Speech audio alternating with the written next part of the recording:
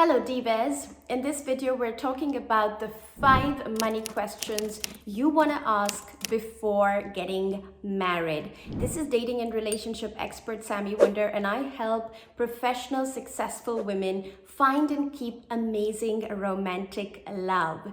Now here's the thing, money is a big topic, and it is a topic of conflict for so many couples inside relationships.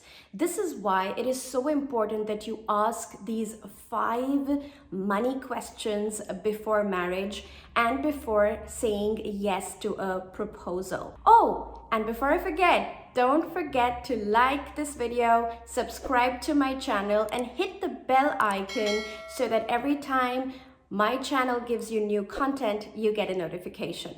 So, the first money question to ask your partner before getting married. Question is, how much debt do you have? It's really important to know when you are getting into a legal arrangement like a marriage, how much debt does your partner owe? Because what usually happens in most countries is that when you're married, debt becomes a liability that 2 partners share. And so it is so important that your partner is transparent about the amount of debt he owes.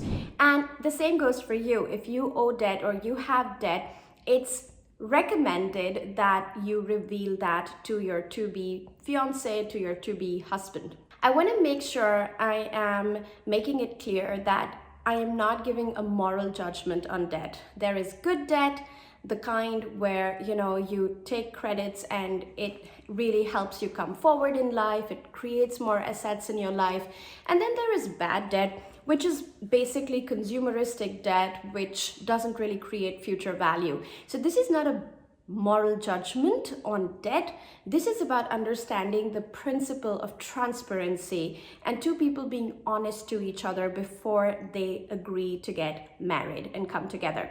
Now, I do want to share the example of one of my clients. Let's just call her Monica. That's to protect her privacy. But she was shocked when after her engagement, she found out that her fiance had debt over $200,000 and over 60 grand credit card debt and student loans, and all of this he had not mentioned to her before they got engaged, even though she had explicitly asked him, is there anything I need to know about, your money situation? And he had said to her, no, everything's fine. So this came as a huge red flag. It was a huge heartbreak for her. And again, it's not about the debt, it's about the transparency, which is so important, and I want to insist upon that here. The second money question you want to ask before getting married is, do you have any financial liabilities and commitments that will continue after we get married? So a lot of the times, my clients, they tend to be, successful professional women. And if they're in their mid-30s or mid-40s, they meet men sometimes who have a past, which means maybe liabilities and financial commitments to an ex-wife, towards children, towards providing college and university for the kids. The value that I am really trying to insist upon is the value of transparency, because if a woman is not aware of what she's getting into, she's being deprived of her right to make a free choice. And that is what we want to avoid. We want to be able for you to make a free choice, because for some women it's not a problem, the women who make a lot of money, that a man is committed to paying off college for his children, or a man has some kind of financial commitment towards his kids. It's not a problem. It doesn't affect their economy, and there's a great relationship there and it wouldn't bother her. And so there could also be another case where a woman has a very tight boundary around how this doesn't work for her and how she doesn't want to be with a person who has these kind of running financial commitments for the rest of his life. So this is not about good or bad. This is about us women being able to make our free choices. You want to be able to know what you're getting into before you get into it. The third money question you want to ask before getting married, before saying yes to a proposal, is who will be in charge of paying the bills and in what proportion. Now, this is where it gets really interesting, and this is where a lot of our clients ask us for help, because this is about deciding on a financial model that works for your family, okay? And this is not a cookie cutter approach that you can take, because every household is different, every man, woman, money dynamics are different. Sometimes women are out earning men, sometimes the men are out earning the women. There are so many permutations and combinations that can happen here. I'm very happy to share that I have a fantastic advanced course called Men and Money, where I actually show you the kind of different financial models that are available to all kinds of women, whether you're making minimum wages and you have a man who's making much more than you, or you have you're a primary breadwinner, you're a C-suite woman, you're a high-level executive, a leader, what kind of financial models are available to you. So I'm very happy to discuss these financial models in detail inside the program, so do check it out. You will find the link to Men and Money in the description below this video. But the point I'm making here is that you need to have clarity around what kind of financial arrangement the two of you are going to enter into. And this means who's going to be in charge of paying the big bills, who's going to be in charge of the groceries, the rent, the mortgage, the car, the house, and the dates, and the trips, the luxuries, who's going to provide that. So being able to have this open conversation before saying yes is my recommendation. I also want to say that money is something that evolves, and I talk about this in the Men and Money program again, because a woman who finds herself in a scenario where she's not making a lot of money and her man is the main provider may in a few years find herself out earning her man.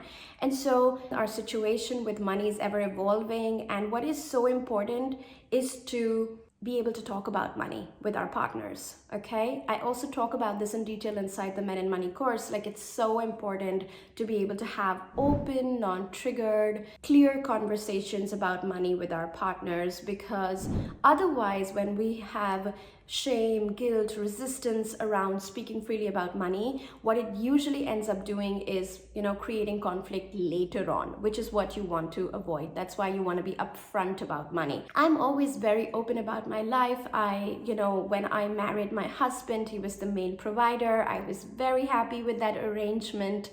And then I, found my gift, and I, opened my own company. I ditched my career in economics and public policy and became a love coach for high achieving women. And I out-earned my husband.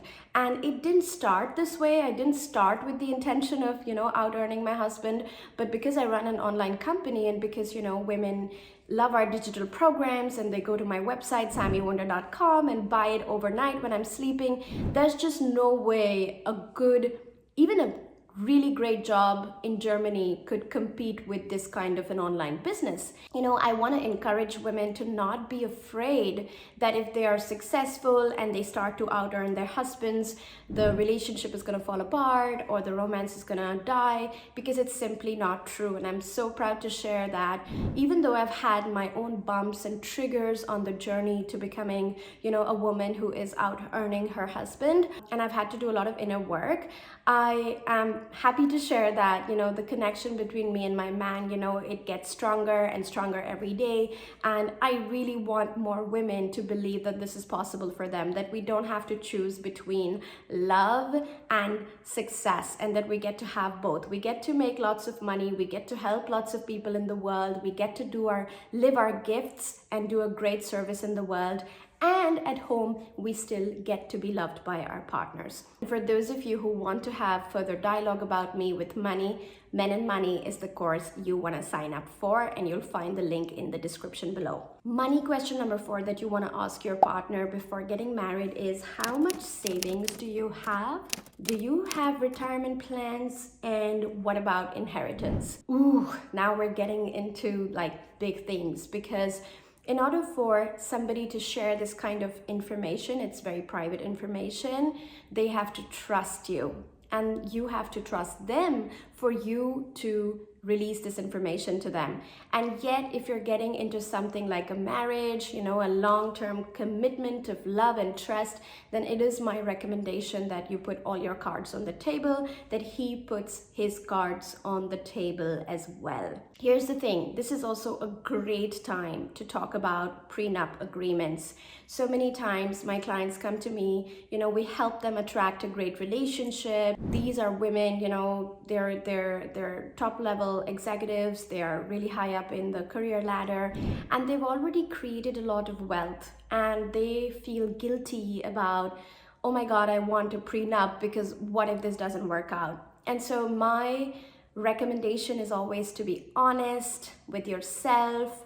Do not judge yourself. Do not feel guilty if you feel like a prenup is what makes you feel safe with your partner when it comes to having that money conversation. Now, question number 5 is, what are your values when it comes to money? This is really important. And even though it's an abstract question, I think it's really helpful when couples come together and they're able to say, I really value being able to spend money on traveling and personal development, my private life, adventures, and I don't know, handbags, whatever it is. Don't judge yourself. I think this is the time to be honest with each other. Just being able to see that, am I on the same plane with this person? Are we on the same page for the most part? Because what you will see is that money is a loaded topic, and we all have our own beliefs and ideas about, where should money be spent? How should money be earned? And what is important at this level is to be able to have an honest conversation and to discuss our values without judgment. So ask that question with an open mind and be willing to hear what your partner has to say when you ask them about, what are your values around money? How do you like to make money? How do you like to spend money? What is important to you when it comes to money? And then just hear them out, listen out, because I think it's gonna really give you a good idea into the money mindset of your partner and including yourself. Those are my 5 money questions you want to ask your partner before getting married. I hope this was helpful. And as I said, I am very excited to share that you don't have to stop here. If you want to go deeper into the topic of money and really address, how you want to organize money, how you want to address money with your man, I have an advanced course called Men and Money that you can find the link to in the description below. And right now there's an amazing offer on Men and Money. So right now, not later,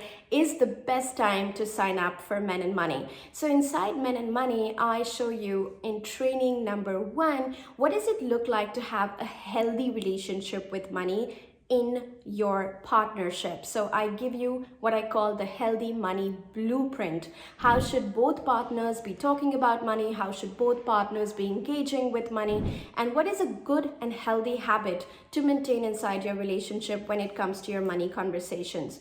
I also give you the blueprint of what a dysfunctional relationship looks like with money. So this looks like me listing out the 4 elements that I believe bring dysfunction and unhappiness and dissatisfaction in our conversations with our partners when it comes to money.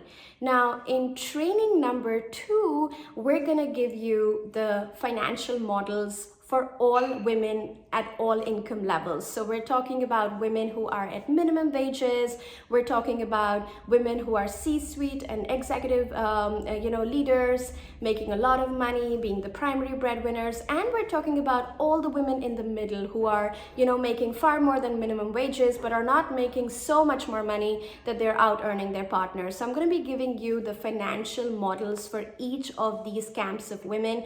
I truly believe that each of these camps of women have something we can all learn from when it comes to also maintaining romance and polarity in the relationship, which is also something I'm going to talk about. Training number 3 of the program, Men and Money, we will be talking about all things. How do you want to relate with dating when it comes to money? And, regardless of what your income level is, I have certain principles that I believe all women should follow when it comes to money, especially in early dating. I'm also going to be talking about my favorite money deal breakers, where I believe like if, betrayal happens, then it's really a red flag that all women should know and, be conscious of, aware of. And finally, I will also give you my golden principles, the Wunder principles for having a happy and balanced relationship with money when it comes to your partnership. So that's Men and Money, and it's enrolling right now. I would love to invite you in. I think there's not enough conversation about money when it comes to our romantic relationships. And I truly wish that when I was climbing up the ladder of success, there was some woman who would teach me how to do money, and who would teach me how to, deal with money inside my romantic relationships. But you don't have to go through that, because I'm here for you, and I'm going to share with you all my learned and lived experiences, and share with you all the wisdom you need to have while making more money, having a great relationship, and feeling safe, being successful, and being loved. Come join me in Men and Money. I am so excited to welcome you. Lots of love.